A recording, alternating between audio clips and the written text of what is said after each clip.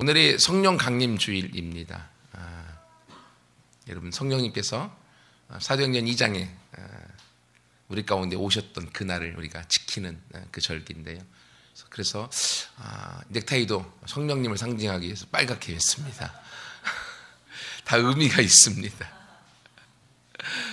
성령님께서 우리 가운데 오신 게 얼마나 큰 은혜인지 몰라요. 그렇죠?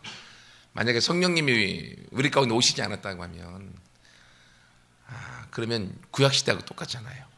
특별한 성령님이 오신 사람들에게 우리가 가서 달라붙어야 되고 그에게 또 요청해야 되고 기도받으러 다녀야 되고 얼마나 힘들겠습니까? 근데 성령님이 오시고 나서는 누구든지 예수님의 피를 힘입어 하나님 앞에 나아갈 수가 있고 성령님이 저와 여러분 안에 들어와서 우리 안에서 거처 삼고 우리와 동행하고 같이 함으로 우리 모두에게 말씀해 주고 있으니 이것보다 더 행복하고 축복받은 것이 어디 있겠습니까?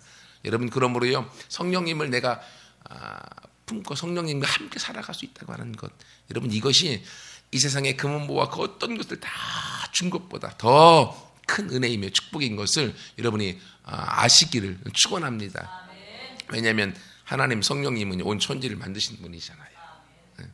근데 우리는 이 땅에 가지고 있는 소유들은요 사람이 만들어 놓은 것의 일부분이잖아요. 여러분 그러므로 이 땅에 있는 콩고물 일부에 눈 몰지 말고 모든 걸 만드신 하나님 성령님이 나를 사랑하셔서 내 안에 나와 함께 하기 위하여 나를 찾아오셔서 내 속에 같이 거하셔서 임마누엘로 함께하고 있는 것에 대해서 함께 기뻐함으로 나아가서 성령 강림주일에 성령님 때문에 행복하고 성령님 때문에 기뻐하며 성령님 때문에 감사해 나가는 모두가 되기를 축원합니다. 오늘 본문의 말씀을 통하여서 온전한 성도 시리즈 6번째입니다. 성령 충만한 삶에 대해서 같이 좀 나누기 원하는데요. 지난주일은 우리가 야외 예배 갔다 와서 야외 예배 때문에 빠졌고 성령 우리 그 온전한 성도에 대한 시리즈 첫 번째 사람은 누군가 말씀드렸고 그것을 위해서 우리가 영을 강화시켜야 되며 혼을 훈련시키고 육체를 죽여야 되면서 그래서 하나님의 주권을 인정하는 삶을 살아야 됩니다라고 5번 말씀드렸고 오늘 6번째 하나님 주권을 인정하는 삶을 살아가기 위해서는 성령이 충만해야 됩니다. 내가 아무리 발버둥 쳐도요 내가 하나님 주권 하나님을 주인으로 인정하고 살아갈 수가 없습니다. 그러나 성령님이 오시고 성령님이 나를 다스리기 시작하면 나는 성령님 하나님께 내 주권을 드리고 하나님이 나의 주인이십니다 라고 인정하게 살아가게 되어지는 줄 믿습니다. 여러분 그렇기 때문에 사단이 우리가 성령님 중심으로 하나님 중심으로 살아가는 걸 원할까요? 원하지 않을까요? 절대로 원하지 않습니다. 우리가 하나님 중심으로 성령님 중심으로 살아가게 되어지면 사단은 그때부터 패배한 인생이 되어지는 겁니다. 아니 이미 2000년 전에 사단은 십자가에서 패배해버렸습니다. 근데 이 나머지 잔개들이 게릴라전을 피워서 사람들을 계속 미혹해하고 혼란시키고 거짓말 통해서 아직도 자기들이 살아있는 양, 이기는 양 하나님의 아들과 딸들인 그리스도인들을 거짓말로 미혹시켜서 사단의 거짓말에 노란하게 만들어버리고 있다고 하는 거예요.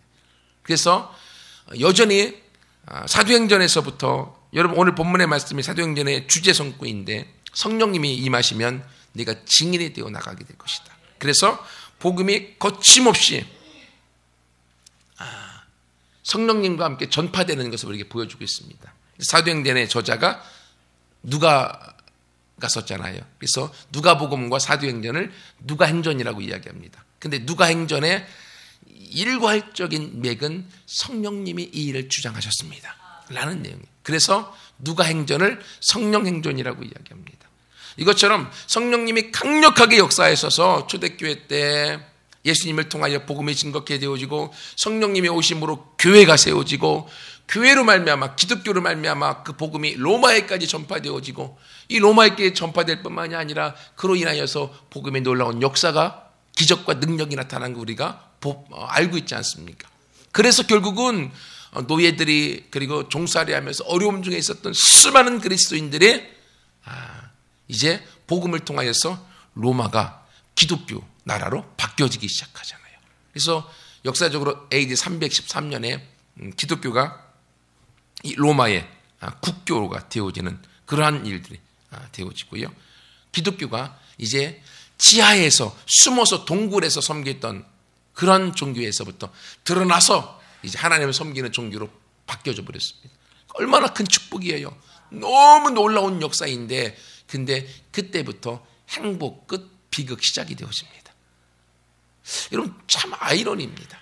왜냐하면 그 전까지는요, 사람의 육체적으로는요 불행이고 행복이 없었습니다. 하지만 그들의 마음에는 성령의 충만한 역사 가운데 행복했고, 성령 때문에 그들은 로마에서 땅속에서, 땅굴에서, 지하에서 태어나서 햇볕을 한 번도 보지 못하고 죽는 사람들이 많았음에도 불구하고 그들은 행복하게 살았다고 하는 거예요. 카타콤이라고 하는 지하 무덤에서 그들의 인생을 살았습니다. 무엇 때문에요? 복음 때문에, 하나님 때문에. 근데도 행복했다고 하는 거예요. 근데 이제는 그들의 땅속에서 성령으로 말미암아 로마라는 나라가 뒤바뀌어졌고, 로마가 통일되면서 기독교가 콘스탄틴에 의해서 국교로 인정이 되어지잖아요. 그러니 기독교인들의 환호성이 얼마나 커졌을까요? 너무너무 좋아졌는데, 문제는 그들의 삶에 고난이 없어지고, 그들의 삶에, 성도들의 삶에 핍박이 없어지고, 기독교가 이제는 지상의 종교로 공인받고 나니까 사람들이 편안해지고 느슨해지는 거예요. 그러니까 하나님에 대한 열정, 사랑, 하나님에 대한 믿음이 식어지기 시작합니다. 그때부터. 그래서 그때부터 성령의 강력한 역사들이 줄어들기 시작했고요. 그래서 중세시대 때, 중세시대를 영적인 암흑기라고 이야기하고 있지 않습니까? 그 영적인 암흑기를 지나면서 종교를 지탱시켜 왔지만 문제의 문제들이 계속 발견되어지다가 마틴 루터에 의해서 1517년에 종교 개혁이 일어나게 되어지고, 그리고 그를 통하여서 개신교라고 하는 우리의 지금의 기독교가 탄생되어지기 시작하잖아요. 그러니까 하나님이 교회를 사랑하셨고 하나님이 교회를 통하여 일하시고자 하는 하나님의 꿈이 있었기 때문에 이제는 교회가 깨어나도록 만드셨던 겁니다. 그리고 성령님의 간헐적인 역사를 통해서 이끌어 오시다가 1900년도 초반에, 1800년도 마지막 1900년도 초반에 성령님이 전 세계에 강타하는 역사가 있어집니다. 여러분, 놀라운 것은요, 기독교 역사 가운데 삼위일체 하나님이 있잖아요. 삼위일체 하나님 중에 하나님에 대한 논쟁은요 초대교회 때부터 있었습니다. 예수님에 대한 논쟁도 초대교회 때부터 있어서 AD 400년경에는요 예수님과 하나님에 대한 모든 논쟁들은 다 종식되어져서 바른 믿음 가운데 서 나갔다고 하는 겁니다. 그런데 놀라운 건 1900년도 성령이 강력하게 역사하기 전까지 성령 하나님에 대하여서 관심을 갖지 않았다고 하는 거예요. 성령 하나님을 소외당하셨어요. 믿는 그리스도인들도 하나님과 예수님을 믿고 따랐지만 성령님에 대한 이야기는 하지 않고, 성령님에 대한 책이, 성령님 한 분만을 다룬 한 권의 낫권의 책이 제대로 나오지도 않았던 엄청난 기독교 서적 중에, 그러나 1900년대가 되어지면서 성령님이 미국 아주사의 거리에 강타해버리고요. 그리고 평양에, 우리나라 평양에 1907년도에 놀랍게 강타함으로 그 성령님이 전 세계를 뒤흔드는 역사가 시작되어집니다. 그러면서 오순절 교단이 생기게 되어지고, 오순절의 성령의 역사를 통하여서 성령님이 지금 이 시대에도 강력하게 함께하고 있는 흐름과 운동들이 같이 오고 있는 걸 보게 되어집니다. 여러분, 왜 이렇게 성령님께서 초대교회 때 강력하게 역사하셨다가 성령의 역사가 거의 수면 위로 드러나지 않고 사라졌다가 다시금 우리가 살고 있는 시대에 1900년대 이후에 성령이 강력하게 역사해 나가고 있을까요? 그건요, 사단이 우리의 관점, 우리의 눈을 바른 관점 가운데 살아가지 못하도록 왜곡시켜놨기 때문에 그렇습니다. 그러므로 온전한 성도들은요 바른 관점의 사람들입니다. 왜 그런가 하면, 여러분, 사람은 제가 처음에 말씀드렸던 것처럼 영혼육으로 되어져 있습니다. 하지만 나의 본질은 어디에 있다고 말씀드렸습니까? 예, 같이 또 따라서 하겠습니다. 나는 영입니다. 혼을 가지고 육에 살고 있습니다. 다시 한번 해보세요. 나는 영입니다. 혼을 가지고 육이라는 집에 살고 있습니다. 아멘. 이게 내 모습입니다. 내 본질은 영에 있습니다. 그리고 하나님도 영이십니다. 영이신 하나님이 내 본질인 영에 들어와 내 영에게 말씀하시고 내 영에게 함께 하셔서 나를 인도하여 나가게 되어지는 것입니다. 근데요, 이것을 알고 있기 때문에 사단은 우리가 영 중심으로 살아가지 못하고 혼 중심으로 살아가도록 계속 우리를 꼬시고 속이고 우리를 이끌어 나가는 겁니다. 그래서 오늘 본문에도 보면 예수님을 제자들이 3년 반 동안 따라다녔습니다. 기적을 행하는 것, 죽은 자를 살리는 것, 엄청난 말씀을 전하는 것, 오병이어 기적을 행하고 칠병이어 기적을 행하고 무리를 걷고 병든 자를 살리며 엄청난 기적을 행하면서 그들은 예수님을 통해서 배웠습니다. 그렇게 따라갔잖아요. 근데도 예수님의 생각과 제자들의 생각은 달랐어요. 예수님은 하나님의 뜻대로 하나님의 나라를 이 땅에 이루시는 것이 예수님의 소원이었는데 제자들은 예수님 따라다니면서 예수님이 구약에 그렇게 예언했던 메시아다. 그 메시아가 오면 예수님이 왕이 될 거다. 왕이 되면 예수님 제자인 우리도 예수님이 왕된 예수님의 나라에 한 자리 하겠지. 그들도 예수님을 통해서 떡고물이 떨어지도록 예수님을 따라다녔던 것입니다. 그게 제자들의 관점이었어요. 그래서 로마라고 하는 나라에 이스라엘이 이제는 압제로 나라가 빼앗겨버렸지 않습니까? 식민지입니다.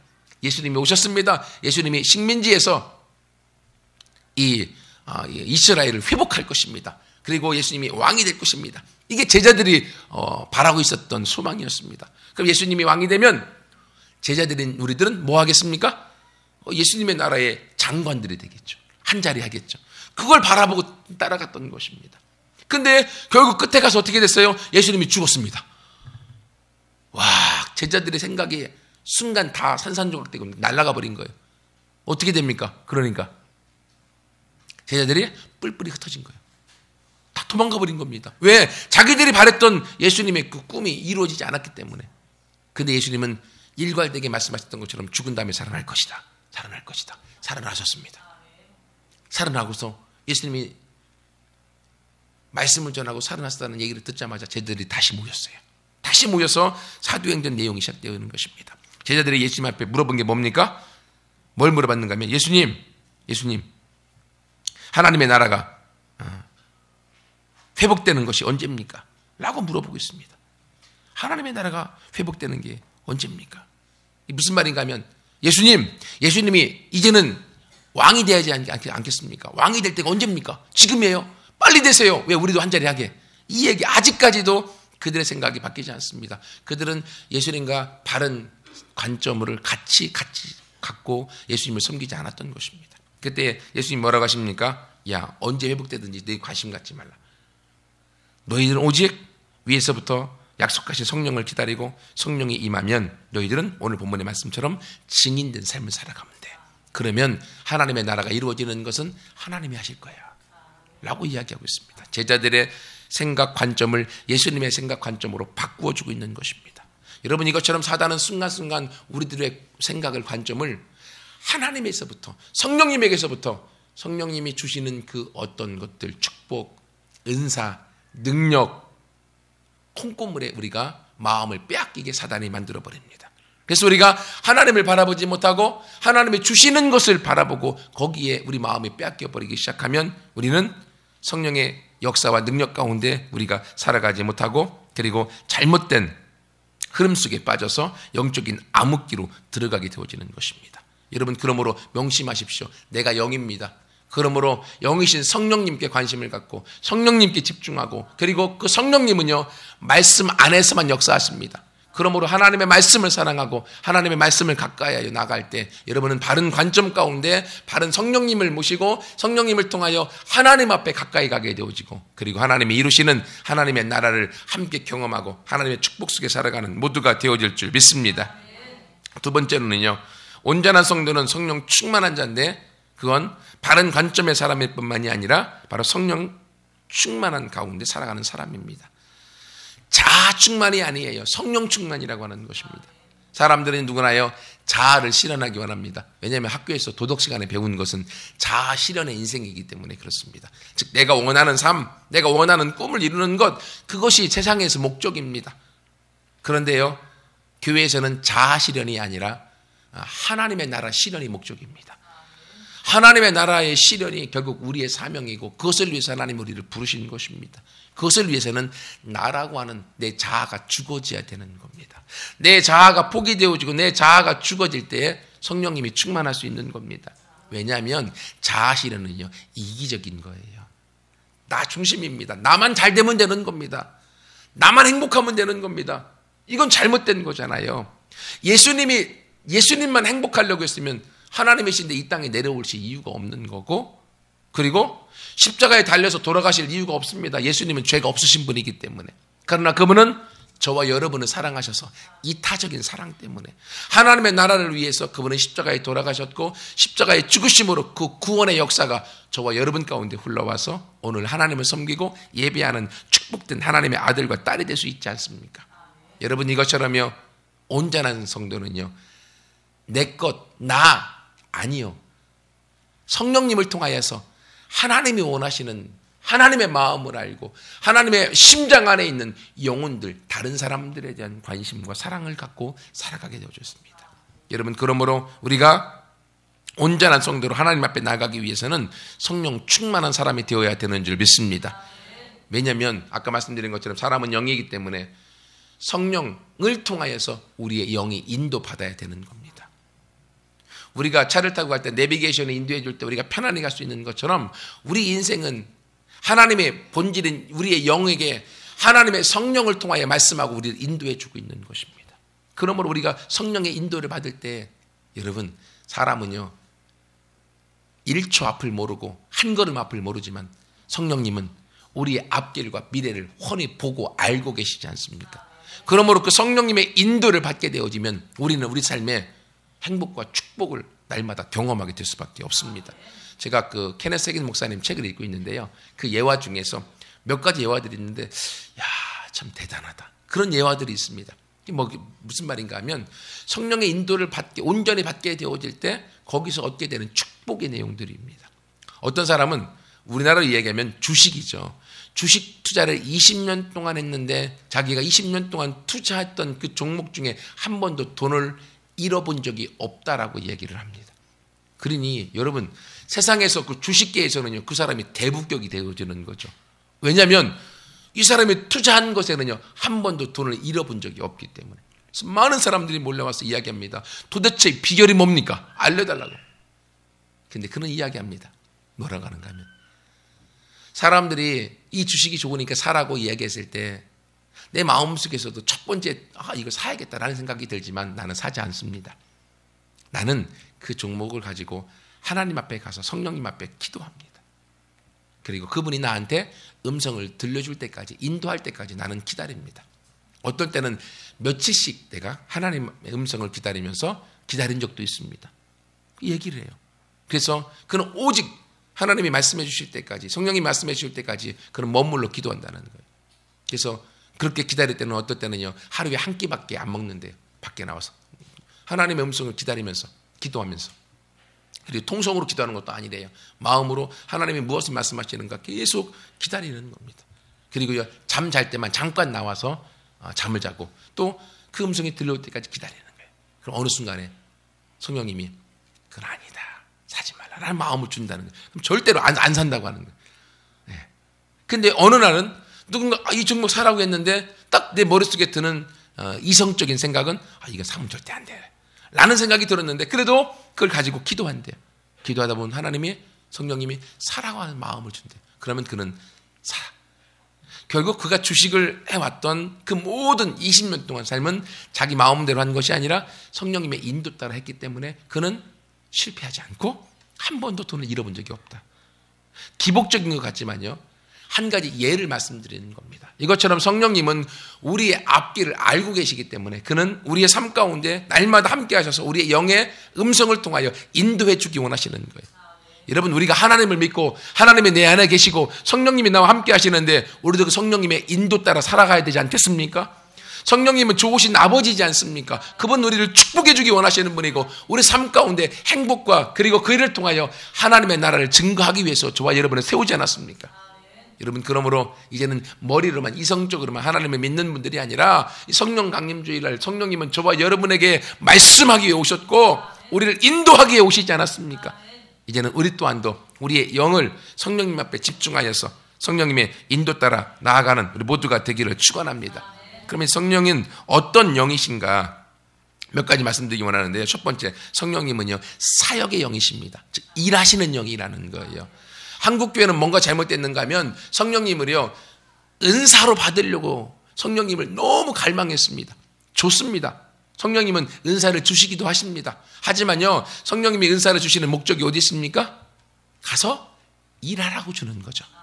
근데 우리는 기도원에서 머물러서, 교회에서 머물러서 은사만 받기 위해서 기도하고, 은사가 오면요, 나 이 은사 받았다고 교회에서 떵떵거리고 자랑하고 교만해지는데 나아갔습니다. 그러니까 바른 관점에서 있지 않으니까 성령님이 오셨는데 성령이 오신 게 그것이 그 교회는요, 불행입니다. 그 사람에게는 불행입니다. 왜냐하면 그걸 통해서 교만해지고 교회에 나쁜 영향을 끼쳐서 교회를 분열시키고 교회 가운데 문제를 야기시키는데 그 은사가 사용되어졌기 때문에 그렇습니다. 여러분, 그 은사를 누가 준 겁니까? 사단이 준 게 아니에요. 하나님이 주신 건 맞습니다. 근데 그 사람이 그 은사를 통해서 은사의 목적대로 사용되어지지 않으니까, 바른 말씀의 관점에서 있지 않으니까 사단이 그 사이에 틈바구니에 들어와 그 은사를 통해서 교회를 세우고 교회를 건강하게 만드는 데 사용되지 않고 교회를 분열시키고 교회를 깨뜨리고, 그리고 자기 자신의 교만을 통하여 사단의 놀이개로 전락되어지는 데 사용되어졌다는 거예요. 그래서 한국교회가 그것 때문에 문제들이 많았던 것 아닙니까? 여러분, 이것처럼 성령님은요, 일하시는 영입니다. 사역의 영입니다. 그래서 우리가 일할 때, 사역할 때 성령님은 우리 가운데 더 강하게 역사하는 줄 믿습니다. 여러분, 병 고치는 은사 없어도 괜찮아요.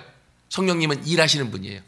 예수님 안에 있는 모든 사람은 예수님의 피값으로 채찍에 맞음으로 나음을 입었습니다. 그러면 우리가 어떻게 해야 됩니까? 몸에 아픔이 있으면 손 얹고 기도하는 거예요. 믿는 자에게는 이런 표적이 따르리니 병든 자에게 손을 얹은 즉 나으리라. 믿는 소수의 사람에게는 이런 표적이 아니요, 믿는 모든 사람에게는 이런 표적이 따르리니 병든 자에게 손을 얹으면 낫는다고 했습니다. 그러면 어떻게 합니까? 손을 얹고 기도하는 거예요. 그럼 나아요, 안 나아요? 안 나아요. 안 해보셨구나. 해보세요. 안 나아. 바로 나오면 얼마나 좋게요. 낫지 않습니다. 일반적으로는요. 그러면 말씀이 틀리네? 안 낫네? 하고 포기합니다. 아니요. 성령님은 말씀드렸죠. 사역의 영이시, 일하시는 영이십니다. 무엇을? 말씀을 믿고 믿음으로 계속 일하는 거예요. 언제요? 언제까지? 나을 때까지. 이 사람 안 나오면 또 나을 때까지 기도하는 거예요. 100번, 1000번 기도해 보시면요, 한 번은 나아요. 진짜 해보시라니까요. 100번, 1000번 계속 믿음을 갖고 그 한 사람이 안 되면 또 다른 사람이건 계속 기도해 보세요. 어느 순간 기도를 통하여서 내 마음에 믿음이 생기고 그 믿음으로 그 병에서 치유가 되어지는 걸 경험합니다. 근데 놀라운 것은 한 번 경험하기가 어렵지요. 한 번 맛보고 나면 그 다음부터는 100번 기도해서 한 번 나은 것이요, 10번 기도해서 한 번 나은 것으로 바뀌어져 버리고요. 그리고요, 2-3번 기도하면 한 번 낫는 것으로 바뀌어져 버립니다. 왜냐하면 계속 기도할 때 기도를 통하여 한 번 낫게 되면 그 나음이 내 안에 믿음으로 들어옵니다. 그 믿음과 함께 성령님은 나의 안에 더 강력하게 역사하게 되어집니다. 그래서 성령님은 일하는 장소에 함께 하시고, 일하는 장소에 성령님이 드러나시고 성령의 능력을 통하여서 하나님을 증거케 하게 되어지는 겁니다. 사도행전에 수많은 성령의 역사가 있었습니다. 복음서에 수많은 성령의 치유와 병고침 역사가 있었습니다. 그 장소에 예수님은, 사도들은 복음을 증거했습니다. 여러분, 이것처럼요, 성령의 역사가 있는 그곳에, 사역하는 그곳에 바로 하나님의 복음이 증거케 되기 위해서 하나님은 일하시는 겁니다. 그러므로 오늘 성령님이, 성령 강림 저를 우리가 지키면서 저와 여러분과 함께하기 오셨습니다. 뭐 하기 위해서요? 저와 여러분이 성령님과 함께 하나가 되어서 사역하기 위해서. 여러분, 그러므로요, 우리는 하나님과 함께 일하는 분들입니다. 하나님이 저와 여러분을 함께 일하기 위해서 부르고 세워놓았던 것입니다. 그러므로 우리는 하찮은 존재가 아닙니다. 못하는 존재가 아니에요. 안 되는 존재가 아닙니다. 천지를 만드신 하나님이 그 영이 저와 여러분과 함께 일하고 하나님의 일을 할 수 있는 동역자로 인정하고 저와 여러분 안에 들어와 계십니다. 그러므로 오늘 성령 강림주의를 통해서 내 안에 계신 성령님과 함께 그 사역의 장소에 들어감으로 하나님 앞에 영광되어지는 모두가 되기를 축원합니다. 그런데 이것을 위해서, 사역을 위해서 우리가 성령님은 또 두 가지에 우리가 준비되어지는 게 필요합니다. 한 가지는요, 이 능력의 영으로 우리 가운데 나타날 때까지 가야 되는 거예요. 능력의 영은 외적인 영이죠. 성령님이 내 안에 오셨을 때 외적으로 능력으로 드러나는 것입니다. 오늘 본문에도 오직 성령이 너에게 임하시면 너희가 뭘 받습니까? 권능을 받아서, 권세와 능력을 받아서 능력이 드러나게 되어져 있습니다. 성령님 자체가 다이너마이트라고 하는 폭발력을 갖고 있기 때문에 그렇습니다. 여러분 다이너마이트 터지는 거 보셨어요? 산에 그 벽돌을 깬다든지 산에 바위를 깬다든지 어떤 건물을 무너뜨릴 때 다이너마이트를 팡 터뜨리면요 순식간 다 무너져 버립니다. 다이너마이트에 파워와 능력이 있기 때문에. 그런데 성령님 안에 그 능력이 있습니다. 그래서 우리가 그 능력이 있음을 경험하기까지 기도하는 자리로 나아가야 됩니다. 성경에 보면 그 요한복음에 성령이 오시면 너희 배에서 생수의 강이 흘러넘칠 것이다 라고 말씀하고 있습니다. 성령님은 우리가 구원받을 때 내주하는 영으로 함께 하십니다. 개인의 구원에게 이익이 되어집니다. 그러나 그 성령님이 우리 가운데 충만히 임하게 되어지면 그 배에서 생수의 강들이 흘러나와서 흘러넘쳐서 수많은 사람들에게 그 생명을 나누어 주는 인생이 되어지는 겁니다. 성령님은 저와 여러분이 혼자 구원받는데 위에서 성령님을 주시지 않으셨습니다. 우리가 구원받은 다음에 구원받은 성령님의 감격하여서 생수의 강이 우리 가운데 흘러넘쳐서 내 만나는 수많은 사람들에게 그 생명을 나누어주고 그 축복을 나누어주고 그 은혜를 나누어주는데 살아가도록 저와 여러분을 부르신 줄 믿습니다. 그래서 에스겔이 본 환상 가운데 여러분 에스겔의 성전에서부터 그 하나님의 성전에서부터 물이 흘러나왔을 때에 그 물이 지나가는 곳마다 어떤 일이 있습니까? 건강이 있고요. 그리고요 번성이 있고요. 축복이 있고요. 생명이 흘러넘치고요. 활기가 있고 성전에서부터 흘러넘치는 그 생명의 강이 흘러가는 곳마다 형통이 있었던 것입니다. 여러분 이것처럼요 성령님은 바로 저와 여러분 안에 들어와서 우리 속에서부터 그 생수의 강이 흘러넘쳐서 내가 번성과 행복과 축복과 은혜와 능력으로서 넘쳐날 뿐만이 아니라 우리가 만나는 사람들에게 생수의 강들이 흘러넘쳐서 같이 생명을 공급하는 하나님의 축복의 통로들로 우리를 세우신 줄 믿습니다. 그렇기 때문에 나는 능력이 없어요. 하지 마세요. 저도 능력 없습니다. 하지만 내 안에 계신 성령님은 능력이 있으십니다. 베드로가 기도하잖아요. 은과 금은 내게 없거니와 내게 있는 것으로 내게 명하노니 나사렛 예수 그리스도 이름으로 일어나 걸어라. 예, 베드로가 한 것이 아닙니다. 자기 안에 계신 예수 그리스도로 하시는 거예요. 그것 때문에 난리가 났습니다. 성전 미문에서 40년 동안 안진병이 됐던 사람이 일어나서 성전에 들어가서 뛰기도 하고 찬양하는 거 보고서 수많은 사람들이 이 사람을 다 아는데 어느 날 안진병이 있어 한 번도 걸어보지 못한 사람이 걷고 뛰고 있는 거예요. 누가 이 일을 행했느냐? 난리가 났습니다. 베드로라는 사람이 했다. 사람들이 베드로의 주변에 가득 몰려듭니다. 어떻게 이런 일을 했느냐? 네가 어떻게 가능하냐? 막 베드로를 주목하니까 베드로가 한마디 합니다. 야, 내가 한 것처럼 왜 나를 주목하고 보느냐? 내가 한 거 아니야. 내 안에 계신 예수가 한 거야. 여러분 이 바른 관점입니다. 능력의 영이 우리 가운데 임하여서 함께할 때요 사단은 그 능력이 내가 한 것냥 우리에게 교만을 가져다 줍니다. 하지만 베드로가 뭐라고 합니까? 내가 한 게 아니야. 내 안에 계신 예수님이 한 거야. 예수를 소유하면 누구나 이 일을 할 수 있어. 이 능력의 영이요 성경에만 있는 것이 아니라 오늘 저와 여러분 안에 들어와서 저와 여러분과 함께함으로 우리 가운데 그 능력이 이미 주어진 줄 믿습니다. 근데 왜 안 일어나요? 내가 안 믿으니까, 내가 기도하지 않으니까, 내가 믿지 않으니까 나한테는 그분이 드러나지 않는 거예요. 그러나 오늘 성령 강림절 바로 저와 여러분을 위해서 성령님이 오셨습니다. 이 능력이 드러나고 사역을 통해서 하나님의 역사하기 위해서요. 그러므로 함께 같이 말씀을 믿고 기도하는 자리로 나아가서 하나님 앞에 쓰임받는 장로님들이 모두가 되기를 축원합니다. 또 하나 우리가 준비해야 될 게 있어요. 사역의 영으로 성령님이 우리 가운데 오시는데 외적으로는 능력으로 나타나지만 우리의 내면으로는 성령님이 오셔서 우리의 성품의 열매를 맺으세요. 즉 나를 바꾸십니다. 나를. 성령님이 오시면 나라고 하는 사람을 바꾸셔요. 그래서 성품을 만들게 만드시고 내적인 성품을 통하여서 예수님을 닮게 만들고 예수님을 닮을 뿐만이 아니라 예수님이 갖고 계신 그 꿈을 같이 꿈꾸도록 우리를 만드시는 거예요. 여러분 한옥 목사님이라는 분 온누리교회에 있는 부목사님이었는데 지금 개척하셨지만 그분이 쓴 책 중에 칼과 칼집이라는 책이 있습니다. 이 뭐냐면 칼 다 아시죠? 칼이 너무 좋아요. 좋으면 좋은 칼을 담을 수 있는 칼집도 같이 좋게 되어져 있습니다. 칼은 너무 날카롭고 좋은데 칼집이 약하면요, 그 칼이 삐져나와서 잘못하면 다른 사람들에게 해를 입힐 수 있습니다. 그러니까 칼과 마찬가지로 칼집도 같은 퀄리티를 갖고 칼집이 만들어지게 되어져 있습니다. 성경에서 성령의 능력을요, 칼에 비유합니다. 얼마나 날카로운지요, 순식간에 우리 영과 혼과 및 관절과 골수를 찔러 쪼개기까지 할 수 있고, 우리 마음의 생각을 감찰하고 모든 것을 이겨나갈 수 있는 강력한 칼이 성령님이십니다. 성령의 능력으로 드러납니다. 근데요, 우리가 이 능력을 사용하기 위해서는 능력을 받는 성도들에게 칼집을 준비시키십니다.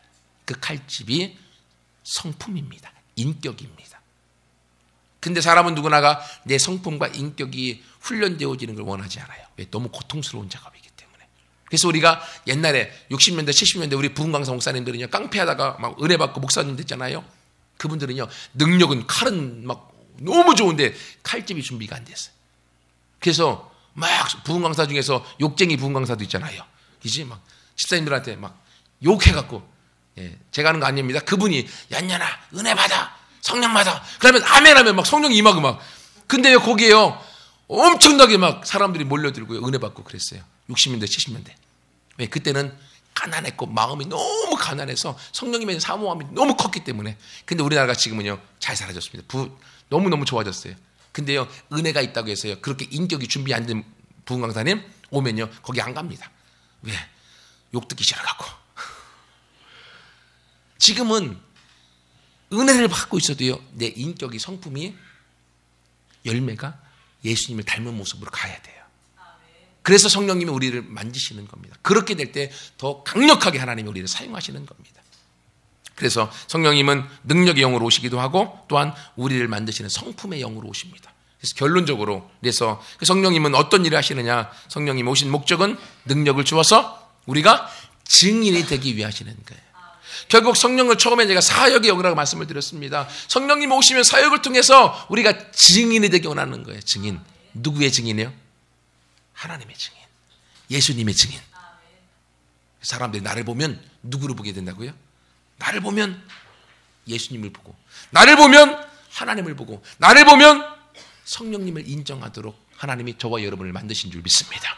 그래서 우리 모두는 하나님의 태초에 만드실 때 하나님의 형상으로 만드시는 거예요. 나를 보면 하나님을 보도록 만들어 놓으시는 거예요. 범죄함으로 그걸 다 잃어버렸지만 우리 예수님 안에서 회복되어지고 성령님이 오시면 우리가 그 본래의 모습을 회복하는 겁니다. 저와 여러분은 이 세상에 나 자신으로 살아가는 자들이 아니라 하나님의 증인으로 살아가는 줄 믿습니다.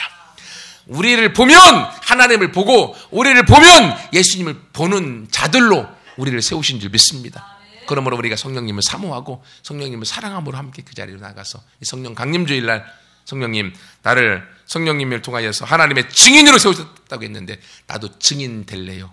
나도 증인으로 살겠습니다. 성령님 내 안에 오셔서 능력을 주시고 내 성품을, 인격을 만드셔서 온전한 증인의 삶을 살아서 하나님의 나라를 이 땅에 가져오는 도구로 나를 사용하여 주옵소서. 함께 이 축복과 이 기도 가운데 나가서 하나님의 쓰임받아야 되는 모두가 되기를 축원합니다. 같이 함께 기도하겠습니다.